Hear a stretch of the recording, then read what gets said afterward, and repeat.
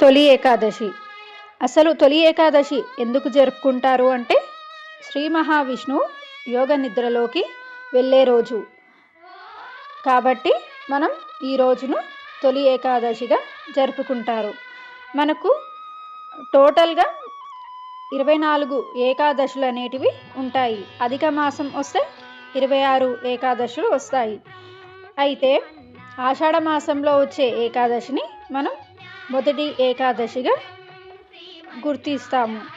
అయితే ఈ ఏకాదశి ఎందుకు అంత ప్రాముఖ్యత అంటే శ్రీ మహావిష్ణువు యోగ నిద్రలోకి వెళ్తాడు కాబట్టి మనం ఆ శ్రీ మహావిష్ణువుని పూజించడం లేదా ఉపవాసం చేయడం లేదా భక్తి శ్రద్ధలతో ఆ దేవుణ్ణి స్మరించడం వల్ల మనం చేసిన పాపాలన్నీ తొలగిపోతాయి అని నమ్మకం.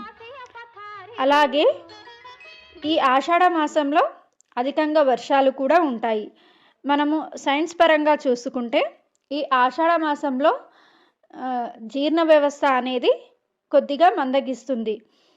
అలాంటప్పుడు ఉపవాసం చేయడం వల్ల మన జీర్ణ వ్యవస్థ కూడా బాగుపడుతుంది. ఇలా తొలి ఏకాదశి రోజున ఉపవాసం ఉంటే ఆరోగ్యపరంగా కూడా మంచిగా ఉంటుంది.